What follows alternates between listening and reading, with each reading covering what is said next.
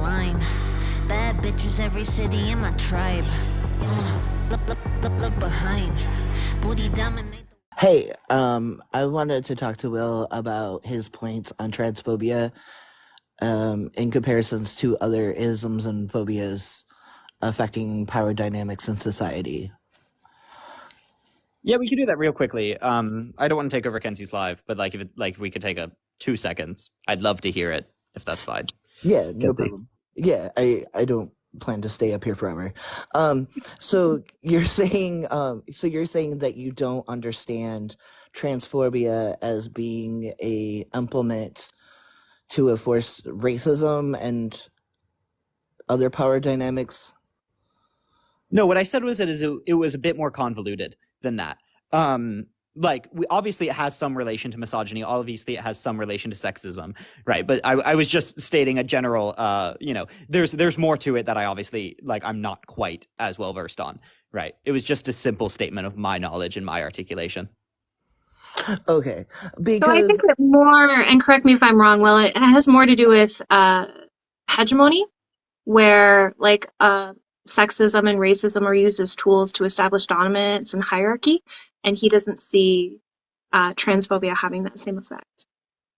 Or at least as an arbitrary one.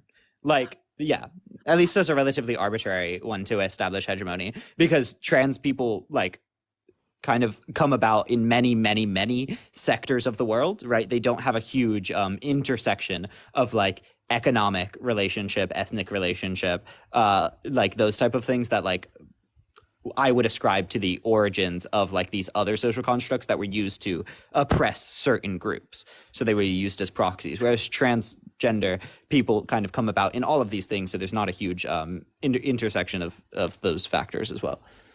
So I think what you're not taking into account is that it the same people that oppress the trans community. I'm a part of the trans community. Absolutely. The same people that oppress the trans community are the same people that would be a part of white supremacy or Christian nationalism, which they do also impact other groups of people.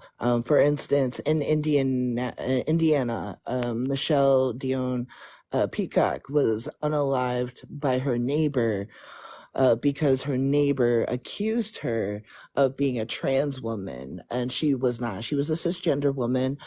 She was Black. The perpetrator was told that she was a cisgender woman, and he said, "I don't care. I'd do it again." So so transphobia not only affects the trans community, it also impacts the cisgender community, because there is such a subjective view of who fits in the perception of a woman or a man. So if you fall into someone's subjective or outside of someone's subjective view, then you're at risk. Just like butch lesbians, women with PCOS that have beards may be accused of being a man when actually they are a cisgender woman. So yeah, is your point? This is kind of the intersection with misogyny that I was saying.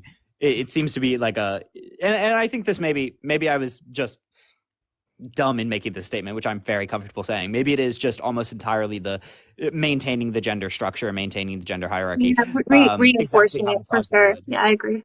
Yeah, reinforcing it, where they see trans people as an affront to that, and then they use it as a boogeyman against that, right? It's really obvious that they would want to maintain submission of women, and then trans people threatening the gender hierarchy, the gender binary is threatening that as well. The only reason that it's different slightly is because trans people in existence still align themselves within the gender binary very often, right? But I guess obviously that's not necessarily true of non-binary people. So at least of course, non-binary people threaten the gender hierarchy quite clearly, and then trans people tend to be in agreement and in alignment with that ideology. So yeah, maybe it is just entirely maintaining the sex hierarchy and the gender hierarchy that people like YT supremacists, agree with and use as a power structure. So yeah, I agree. Absolutely. Because you also have to look at the social power structure, is that no matter what race someone is of the trans person, they're always going to be below a cisgender person. So if you look at like when it comes to the group of white people, cisgender people are always going to be at the top, even if they are a member of the other letters of the LGBTQ plus community, and you would see that repeat through other races and ethnicities. Yeah, absolutely. I agree. That's like a product of transphobia. And then the question was the origin of transphobia and like why they were used as a boogeyman of the right. And I guess that makes strong sense. Them being used as a boogeyman of the right, just like homophobia would be used as a boogeyman of the right because it threatens the gender and sexual binary. Absolutely. Yeah, I think that makes sense. I appreciate you coming up and like articulating that. Yeah. Homophobia and transphobia are very, very much like kissing cousins. Most cisgender men will be offended at the idea of a trans woman because they view that trans woman as still being a man, and their true fear is that there might be a peen involved. No, I agree, and a lot of what you said is my feminist take on sex and gender, is that it's to be maintained in a binary and that women are to be reduced to their bodies because that's how we are of service to men and our attractiveness. So no, based. Yeah. I thank you for having this conversation with me. I really appreciate it. Yeah. Thank you for coming up. Yeah, no problem. Have a great day. Thank you for educating. You didn't know that, and I appreciate it.